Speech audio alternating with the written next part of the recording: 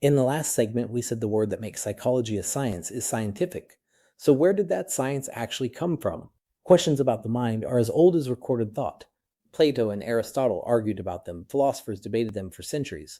But debating isn't measuring. The conventional birth date of psychology as a science is 1879, when Wilhelm Wundt opened the first psychological laboratory at the University of Leipzig in Germany. Wundt was trained as a physiologist, and he brought the discipline of the laboratory to the study of experience itself. He trained observers to report the basic elements of their own consciousness under carefully controlled conditions.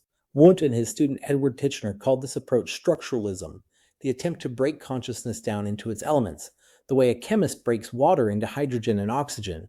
Meanwhile, across the Atlantic, the American thinker William James was asking a completely different question.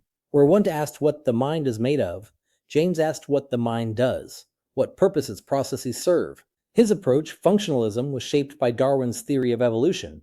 If the body's structures evolved because they were useful, then perception, memory, and emotion must be useful too. Then came Sigmund Freud, working in Vienna, who insisted that the conscious mind is only a small part of the whole mental apparatus, and that hidden, unconscious forces shape what we feel and do. Freud's scientific legacy is genuinely mixed.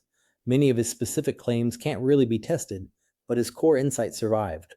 We're often unaware of the forces driving our own behavior. By 1913, a reaction set in. John Watson argued that psychology should abandon the unobservable mind entirely and study only behavior. That was behaviorism, and through Watson and later B.F. Skinner, it dominated American psychology for decades. Then, in the 1950s and 60s, the cognitive revolution brought the mind back. Thinkers like George Miller and Ulrich Neisser showed you could study memory, attention, and reasoning rigorously, treating the mind as a system that processes information. And in the 1990s, brain imaging finally let researchers watch the living brain at work. So in roughly a century and a half, psychology moved from the philosopher's armchair to the laboratory to the brain scanner. Each of those traditions left a mark, and those marks are exactly what we'll meet next as the major perspectives of modern psychology.